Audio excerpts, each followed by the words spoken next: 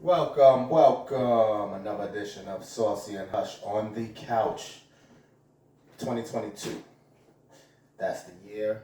I want to stress it because it's going to be a good year. And we are back once again in the building. Um, just want to say I'm grateful if you're tuning in.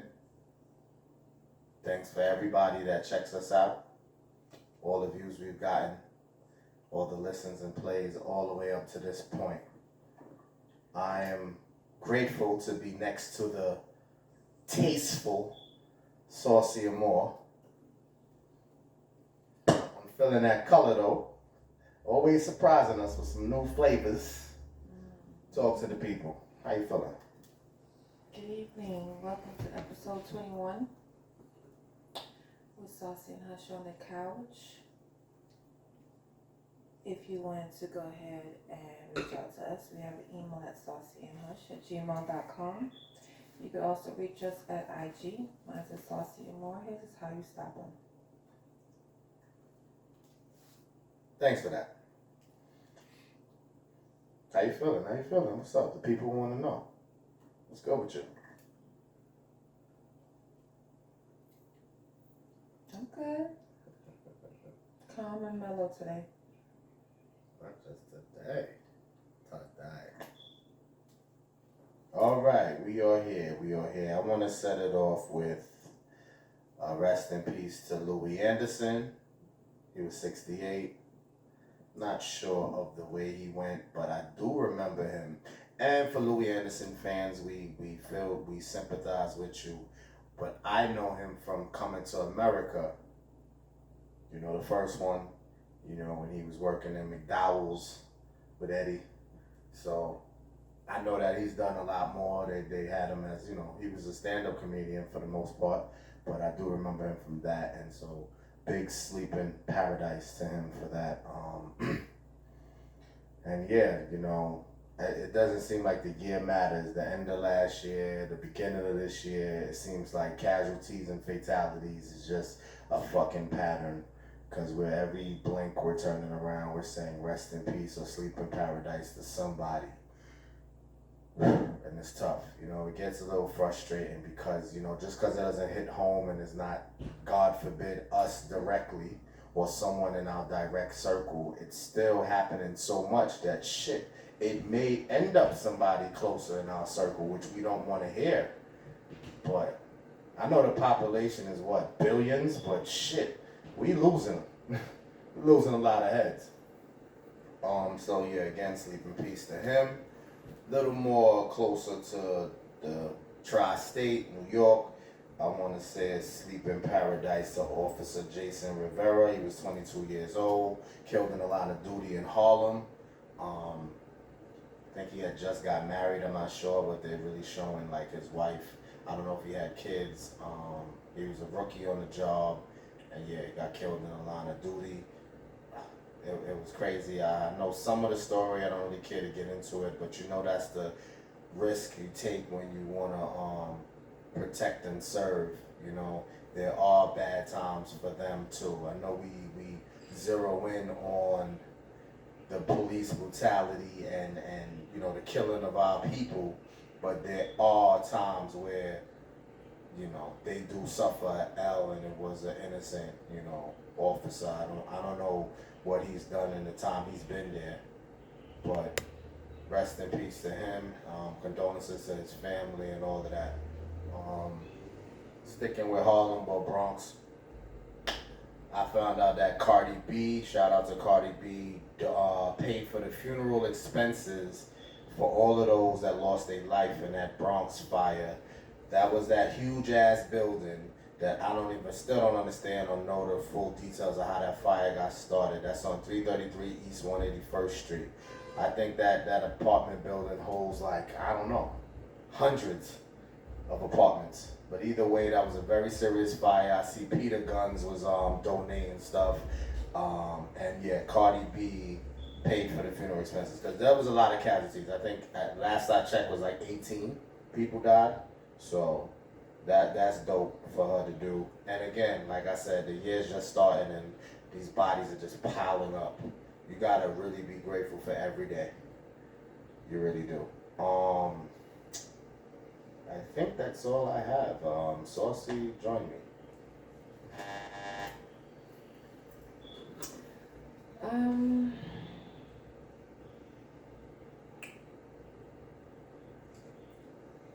Another RIP. A mother should never have to bury their child. So I want to say rest in peace to Ian Alexander Jr. That was Regina King's only son. He died by suicide, and I can't imagine the pain that she is enduring at this moment. So I just want to say, keep her and her family in my prayers. I really don't have any words because I would lose my mind if I would have to bury any of my children. So I pray for her strength. I pray for her family's strength, and it's just no one knows what anyone is going through. Depression is real. It's the happiest people usually be the ones who are the most depressed because they have to always be happy to hide what they're going through. I knew someone close to me who actually passed from suicide, and no one knew he was going through anything like that. So it's just check on your strong friends, the ones who's always trying to hold it together, and that's what I have to say in reference to that. That's it. Nothing on the other bodies. How you feel about that officer situation? Do you like shy away from the topic if you know a family member, or if when your kids grow up they want to be an officer of the law? Would you kind of like school them into the dangers which they should know already before they even enter that realm? How are you feeling with this? You know, them joining. I want to feel any type of way. It's dangerous. Just come outside. I mean, everybody's like, "Oh, don't join the military because you know this." It's dangerous when you come out your house. This is a different type of era. Like, I'm 37 years old, and when I have to come home from work, I'm scared because you never know. You never know. So, I mean, if my kids ever say, "Mom, I want to be a police officer," go. I used to be one of a police officer. I used to be a police officer regardless of what. I used to want to be a firewoman. It's any job that you do is dangerous. I don't care. If it's your time to go, it's your time to go, regardless if you're a nurse. You could die going to work. It's like, I mean, it's just, that's how I see it. It's harsh, but at this magnitude, the way people are going left and right, you have to stay prayed up. You have to live life to the fullest because you never know when it's your last day. So that's what I have to say tonight. And on the fire in that apartment building, do you think that apartment buildings should have fire drills? What are we doing to prepare for, God forbid, a fire? Because when you live in any building where you have to share it with other tenants, escape routes for any kind of emergency should be fully practiced. First of all, that needs to be investigated because I used to live in an apartment building, and my apartment building had fire extinguishers on every floor. I have been to apartment buildings in the Bronx, and I have not seen that one fire extinguisher in the hallway. And I'm not going to speak on where I was at, but that needs to be there. It needs to be investigated because a lot of these apartments, you have to realize, and that's one thing I said, I can never live in apartment one because I have children, and if someone's house goes on fire, your house is a possibility, and if there is not stopping it, that is just, devastating. But that needs to be investigated because, like I said, I've witnessed, and in a matter of a year, been in apartment house in New York, and I walk on the floor like, not one fire extinguisher, not one. And according to regulations, that's supposed to be on every floor. So I don't know. So my heart goes out to the families who did, were living in that apartment complex, and my hat off to Cardi B and whoever else who donated and are helping the families. But a lot of these are people putting up apartment complex like nothing, and they're not really inspecting because these people are wanting homes, and they're not up to code. They're not up to code. So that needs to definitely be investigated and make sure that could have been prevented. And if I was the family living there, I would want to get it investigated as well, because I'm not moving anywhere that it's not up to code. Each floor is supposed to have a fire extinguisher.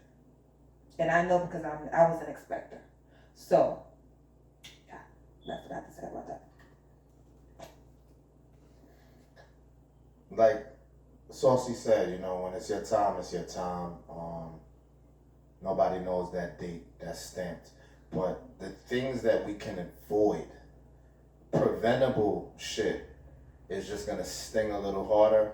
Not to point a finger specifically in a specific direction. Again, some investigation should go, because yes, anywhere, any apartment buildings. I mean, I think when you move in, I don't know what your mental is for all our listeners and viewers out there, that if you have to move into an apartment building, are you really strong in the beginning about how things are set up? Fire extinguishers, Saucy's point, and just the safety period of exits and is that even a discussion to the landlord or tenant, or the building, whoever? I don't know if that's in the beginning conversations unless you bring it up. You know what I mean? Maybe you should test that out. If God forbid you have to go to an apartment building, anybody you have to deal with to move in, is that a conversation that they bring up off rip? Fire drills, etc. Because even with the fire extinguishers, you still need strategy, you still need practice for emergencies. Sometimes you can't just rely on waiting until some shit pop off and hope that everybody's on the same page. For your safety, I do a fire drill. I do 2. If I had to live in an apartment building, we could do 2 a week, 3 a week. I'm with it. Because you just don't know how people are going to react when it's really that time. And I know you might downplay it like, okay, fire drills may not guarantee shit, but I'm sure it helps. Would you rather at least have come together to try? It would help if there was a fire extinguisher on the floor. Because you have to realize, in the city, trying to get any rescue correspondence to a location, it's supposed to be 7 minutes. But you have to realize this is a city. There's traffic everywhere. And while we're waiting for the first responders to come, we as civilians and residents should have the adequate equipment to help when first responders is not there. So if they don't have the equipment to do so, they're solely relying on on first responders. And you have to realize 7 minutes, anything can happen in 7 minutes. So yeah. So just be mindful of where you go. I guess the perfect solution or the perfect answer, a nice, very good answer, would, like as Saucy said, just don't move into apartment buildings. Unfortunately, we can't say that for everyone. You know what I mean? But and that doesn't even matter, because if you live in a house that's attached to a house. And to be honest, and prime example, we're living in a house attached to a house. But guess what our landlord has for us? There's a fire extinguisher underneath our sink. This is law regulations. If you're renting out any type of property, fire extinguisher is one, and smoke detectors, and exit strategies. I've been an inspector too long, and I've seen too many houses and too many apartments. I'm like, yo, fail. I couldn't be an inspector in New York. Everybody's fucking failing. Everybody would hate me because these people are lives. These are people's lives. People losing their lives because people are just want to put people. And I understand everybody's trying to find somewhere to live. They're not looking at the pros and the cons. All they see was like, well, I need somewhere to stay. But people are losing their lives, and it's sad. Do you think? I don't want to be funny, play devil's advocate here. Yeah, we have a fire extinguisher. Do you think next door does? I can't tell you. I can't tell. I would hope so, but I can't tell you. Because, like I was saying, yeah, the apartment has the issues if they're not readily equipped and fire drills. But again, with houses attached to houses, you're almost in the same predicament. Absolutely. So for people, no matter where you live, this is an issue. This is something that you should be concerned. You should be like asking the questions, trying to see. Like it's so sad that we gotta live in fear like that. Like Saucy said, you can pass just going outside your house. But if we can minimize it, or we could just narrow down the fuck shit and how we go, when we go. If we have anything we can do about it, these are things that need to be discussed. Safety protocol, shit like that. So we just hope you wake up, listen, and anything that you can do, anything that's on your mind, you need to address it. You know, because a lot of things go unsaid and then shit just pops off. But another thing too, people, when you get life insurance, you be surprised the things they ask you. And a lot of this stuff I learned from insurance, because even house insurance, life insurance, they're asking these things. How's your smoke detector? Do you have this? Because they want to make sure you're safe. Especially if they have to put out money for accidental deaths. They will ping you, they will deny you if you do not have these things in your home. Even if you're in a regular house and you don't have nobody, you have to have these things. They want the first thing, do you have a fire extinguisher? Do you have this? Is your smoke detector this? Do you have a carbon dioxide? They want to make sure you have all of these things lined up. But a lot of people will know these things probably if they have life insurance. Because life insurance do not play. They do not play. But, that's neither here nor there, and that's another discussion, but I'm not going to get deep into that. I don't know if this is the first one. Maybe it's the second one. We have a viewer. This is the third one. Third one. We have a viewer that hit us up with a topic. I don't know her IG off rip. I'm going to put it in the details description of this podcast. So when you go to view it, you look in the description and you can follow up, because I believe she makes cakes and trinkets and shit like that. So I want to promote her and get her shit off the ground too. Thanks a lot for reaching out to us. I know her as Ivy. So she says, hey brother, how are you doing? I have a topic for you.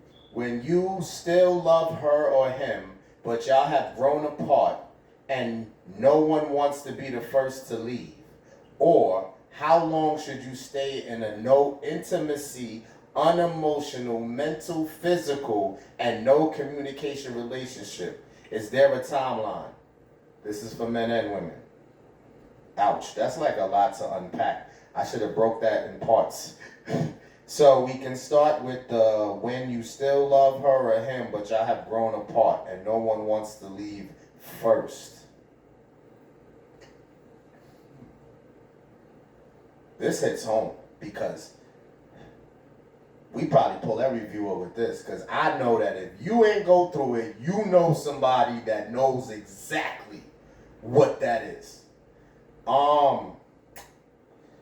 Damn, Saucy is quiet. She wants me to attack this first. I really want her to get this first, but I'll go. How long do you stay? You have that shit where it snaps like a twig in your head, right? I'm gonna be the model human being, law-abiding citizen to say, why can't we kind of do this before it even get to that? You know what I'm saying? Where it's still mentally stable, where people could kind of communicate and just go, you know what? I'm gracefully bowing out before it gets super ugly. This, which is a good one by the way, Ivy.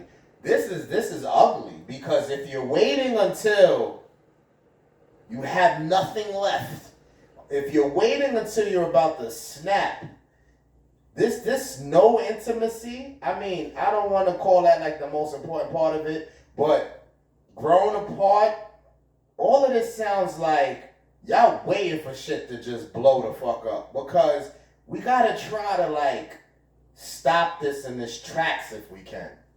But I guess it's easier said than done. So if you're grown apart and no one wants to leave, I mean, who's going to be the first? I mean, I don't even know how to advise this because if you're feeling, the person who's probably feeling it more should be the one to be the aggressor. If you're really sitting there and you're able to say this about your situation, because the other person may be delusional, may just be ignoring it, and that's why it's going to be hard for them to bust the first move. But if you're aware of this, and this is something you can say, even as you sit here and listen to us, if you can say that, you should react. Because half of the issue is people that had this in the back of their head, just holding it in and just going about their day. And you waiting for the other person. But you know that other person by this point, I'm assuming. And if they go and do, and just ignoring all of that, they're going to keep going. And I don't want to really pin this on man or woman. Because it can be either person ignoring the signs, ignoring the shit that's knowing that it's a rizzle, but y'all want to just keep going. Yeah, jump in anytime here. Is it financial? You don't want to let go because you can't afford to. Listen, we could get personal in this motherfucker because I'm still not financial, but I'm not where, nah, I mean, but we ain't going to go there. We not going to preach. I'm not going to preach tonight. I'm just saying you can't really use excuses because your mental stability and your health is the most important thing. And again, if you're aware of this, that's the key because some people are really delusional and they'll act like they'll portray like they have no clue that this thing has gotten this out of hand. And so they're staying. They're saying, it's not that bad. It's not that bad. Oh shit, we ain't communicating. How long? There's no intimacy in how long? We don't even talk. When's the last conversation? What's going on in that person's head? The time just goes and goes and goes, and you really not seeing it. That life is kind of wasting away. So, Saucy. I can't wait till you unpack this. It's not funny. It's a very serious issue out here. A lot of us just really don't know. I don't know if people are afraid of confrontation and, the ugliness of it blowing up if you try to really step to your partner about this issue and you're trying to leave. Maybe they're possessive. Maybe there's so many maybes and ifs, and maybe that's why things go the way they go, but you gotta kind of take a stand for yourself at some point. So it's very difficult. It's an unfortunate situation to have. And again, thanks, Ivy. And Saucy, you're getting in here now. Go.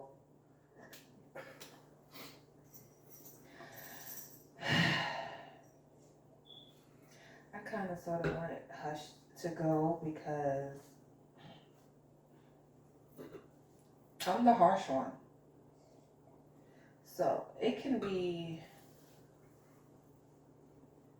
multiple scenarios. It can be a marriage couple. It can be in a boyfriend and girlfriend. I'm not even gonna talk about baby daddies and baby mamas being together because that's whatever. But a marriage and boyfriend and girlfriend is totally different. Marriage wise, if the marriage is been plus years and things are starting to deplenish, I'm big on communication. Sometimes I love communication, but sometimes I shut down. If you see that your marriage has become a standstill where you guys are not communicating and you guys are not in one accord, things is just to a point where counseling is no longer needed, you guys have to be adults. You guys have to come together and somebody better come together and sit down and listen. This is what it has been, and if this is before cheating even comes involved. Now, if cheating comes involved, then you know what, one of you guys gonna have to be the bigger person and leave. But before cheating comes involved, you guys need to communicate and have a sit down like, listen, before it gets to that point where I go out and do my do you want this to work? What do we need to do to make this better? If that person, he or she, whoever's the bigger person that comes to talk, because somebody's gonna have to bend and break. Yeah, both not gonna come together. Either it's the man or either it's the woman. But someone's gonna have to break the silence. If you guys don't break the silence, you're gonna keep carrying on until a point then, like Hush said, get to the point where it's gonna explode and somebody's gonna get tired of not getting that intimacy, and then that's when the cheating come into play. Then somebody is holding a grudge. Oh, you cheated on me, but why? Well, why did I cheat on you? When the last time we did this? Then now it becomes toxic. So before it gets toxic to that point, you guys gonna have to communicate. And a lot of people don't know how to communicate because, like you said, they're scared of confrontation. But you have to be aware of who you're getting involved with. That's not another reason. If you get involved with somebody that you cannot communicate before you even said I do, then you don't need to be with that person. Because when shit hit the fan and you feel like you can't communicate with that individual, you don't need to be with that person. That's the first mistake you did. Now for girlfriends and boyfriends, it's gonna be a little bit easier for you guys. You're not married. It's harder for married people to separate, especially when kids are involved, and especially if they've been together for years, because that's a commitment that they did before God and family. Boyfriends and girlfriends, it's a little bit easier for you guys. But again, communication. Someone has to put their big girl panties on, and the men have to put on their bridges, and someone needs to communicate. Because if communication is not the main key, this will not work. Time frame on how long you stay in this. If you're not already cheating, and I'm serious, if you're not already cheating, you better go. If you feel the need that you have to cheat, you need to go. You need to go because that person is not fulfilling what they're supposed to be fulfilling for you, and maybe you might be the person that just might not want to be in a committed relationship, or you just feeling like it's not enough. Then you need to go. But then again, there are people who like to use and abuse another person. Some people will stick around for financial gain.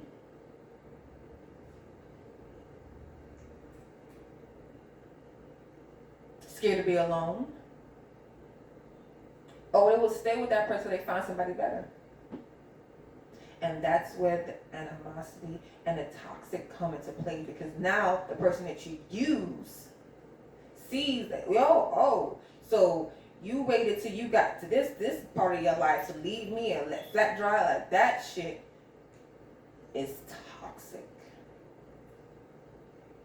there's really no time frame on how long you stay. It's when you, the person who is in the situation, feel that that is enough.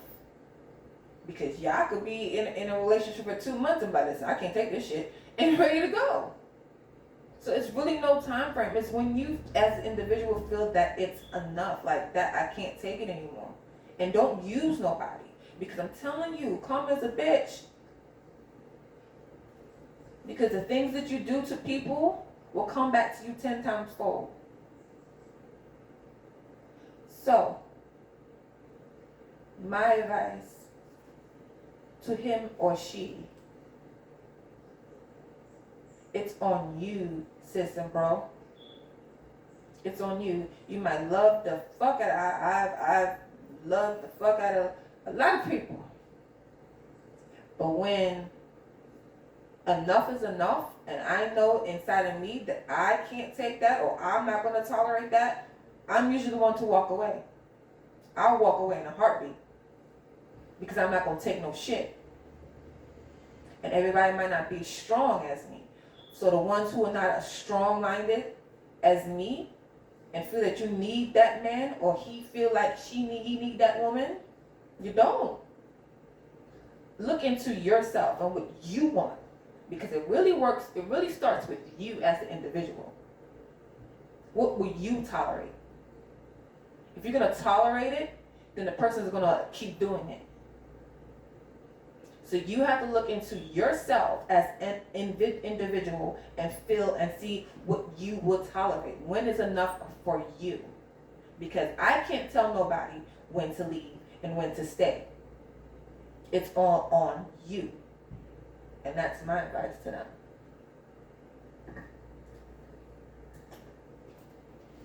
She was talking to y'all like she had some vodka in her cup.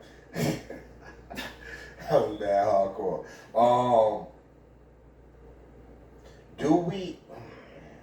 It's so challenging to dissect. Do we find the point? Like when it gets to this, it's too late. Is this something we can do prior, so there's like a chance at some counseling for a sit down? Because it seems like we're just talking when it gets like all the way there. So that means you've been sitting. I said communication. If you guys are not going to communicate, you can't. How are you going to do counseling if you're not going to communicate to talk about counseling? No, but I'm trying to just dissect it where we can stop it before it gets. We can stop the bleeding. Can we stop the bleeding? Communicate.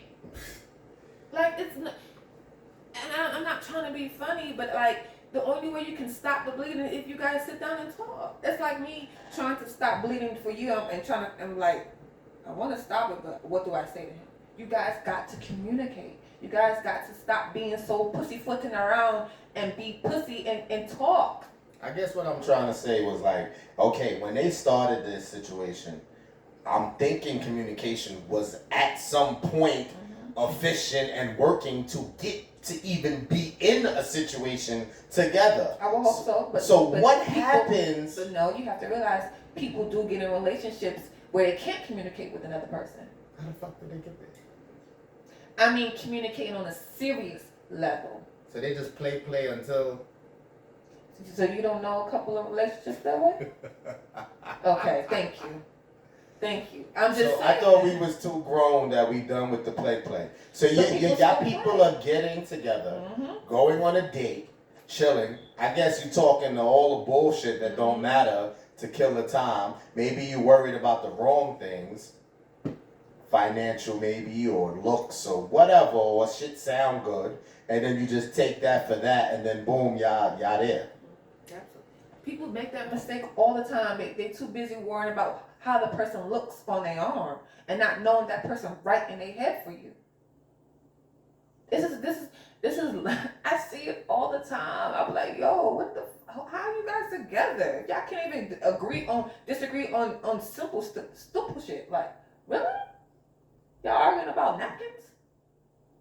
Like, it's but people, this is what people want. So that there's no dissecting to fix that one. If that's how their situation started, it's just a matter of time. Yes, I agree. But they should friggin' try to cut down the waste of the time. So now the people who did start efficient and start like they were, really about something, and it seems like they really might have something going there. How does that lose the communication? Someone in that relationship has to be the bigger person. And you know how, and that's where pride comes into play. It's one person, I'm not gonna talk. That's it. I'm not gonna come. I'm not gonna say nothing. Put your fucking pride away. And I'm very pride. I have my, because like he said, I'm a Capricorn. Pride you? You acting like a Capricorn. Because I'm like, I don't like nobody tell me what the fuck to do. Don't tell me what to do. And that's something that I have to work on, because when I feel like I'm holding shit down, I'm doing something, I've been doing it for so fucking long, who are you to tell me what to fucking do? But again, I have to be mindful the relationship that I want, and sometimes I need to listen to what he has to say, and then I have to back down on my pride, which as adults we have to do. A lot of people don't know how to put their pride aside and let someone else lead. It could be a man, it could be a woman. And even when the woman is the leader, sometimes the man has some advice and you need to take heed to it and listen to it. People get too stuck in their pride. Put those fucking prides aside. So what? Learn from one another. If you can't learn from your spouse, what the fuck you in a relationship for? I learn shit every day from this dude. I'm like, oh, okay. And it kills me inside. I'm like, the fuck? But it's just,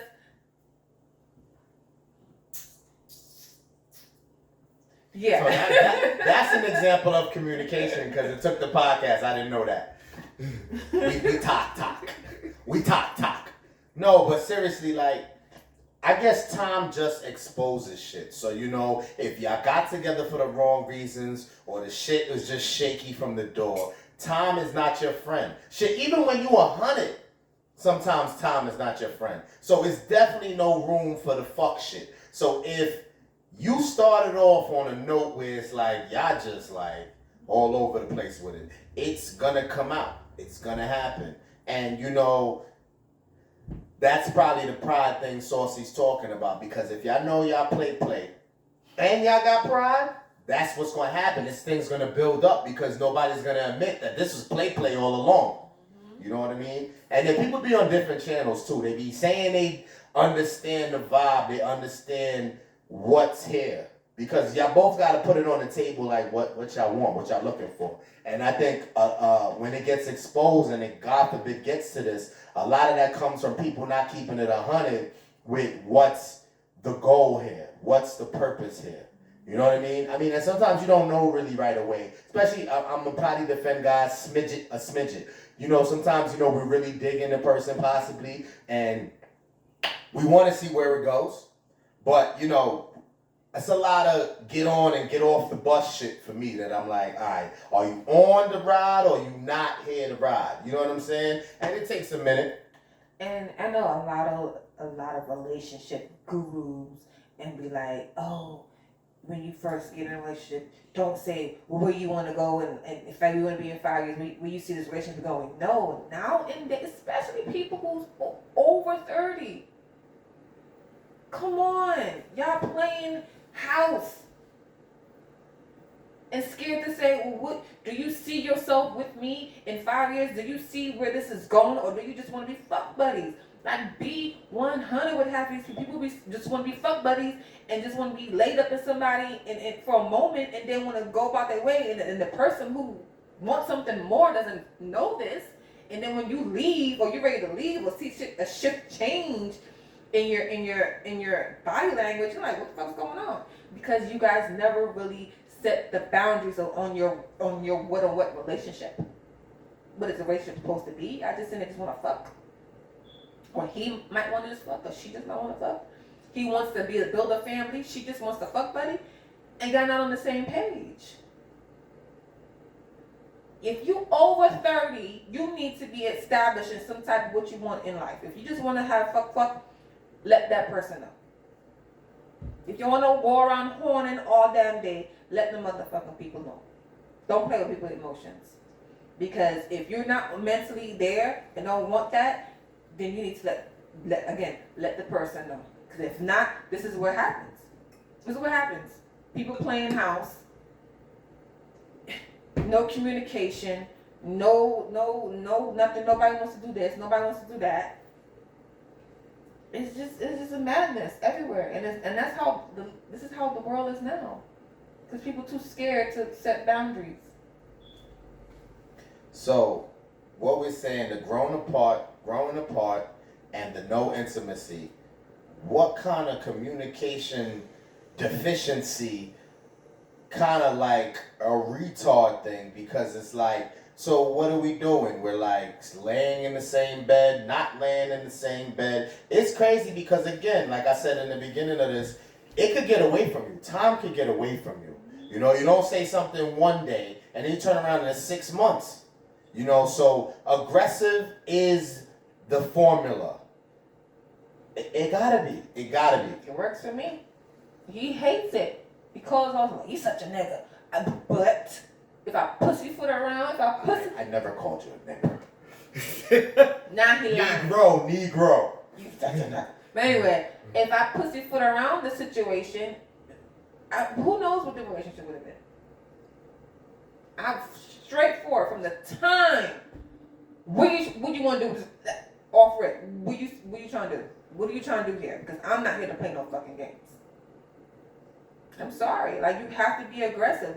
Some women are scared to be aggressive, and some men are scared of aggressive women. And women who are aggressive, you need to find you a man who can handle your aggressive ass. Stop pussyfooting around these soft ass niggas. Sorry, Negroes. Because they can't handle, and you know why? Because some men who can't handle the aggressive women want the women who are gonna tolerate a lot of the shit that the men do. Like, it's okay, babe. Oh, it's alright. You know, not nigga. What? I'm sorry. I'm sorry. A lot of the men who can't handle us aggressive women can't want somebody who can just tell whoever, just do what you want to fucking do or play around with them. We ain't doing that shit in 2022. Cut it. Cut it. Cut it. That's my thing. Women who are aggressive, find you a man who can handle your aggressive ass. The man who wants somebody who's soft and timid, who want to roll over and just, okay, babe, find you that person. And then when you sit in a situation where you can't get out of, or you wondering why he not treating you with respect, because you a yes woman. And whatever he do, you let him do it. And that's why you're in a relationship with no communication. People doing what they want to be in a relationship. She wants to be in a relationship, but she's scared to leave him because she can't stand on her 2 feet. Like, I see it all the time, and I just shake my head. But you know, it's all who you choose as a partner. That's step one. Who you choose as a partner. And I know, and the reason I'm saying that because I know from jump, the person I choose years from now is the reason why things didn't go the way I was, because I was a yes woman. And that's why I'm so hardcore now. Yes woman don't get you nowhere, sis. Get you hurt. But the aggression, thanks, our cameraman finally pulled up.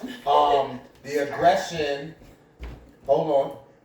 The aggression shouldn't have to come from the woman, though. It's okay if she's aggressive too. But I think, you know, tradition has it as the man leads, the man this, the man that, the man that.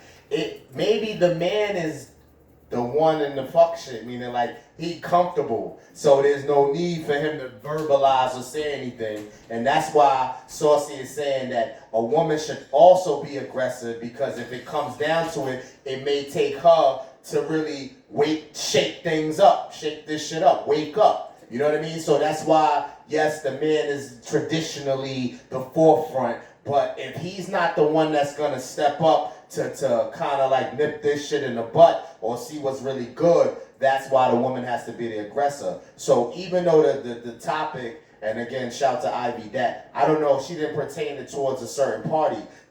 If the man is the problem and he's comfy, he's not gonna say nothing most likely.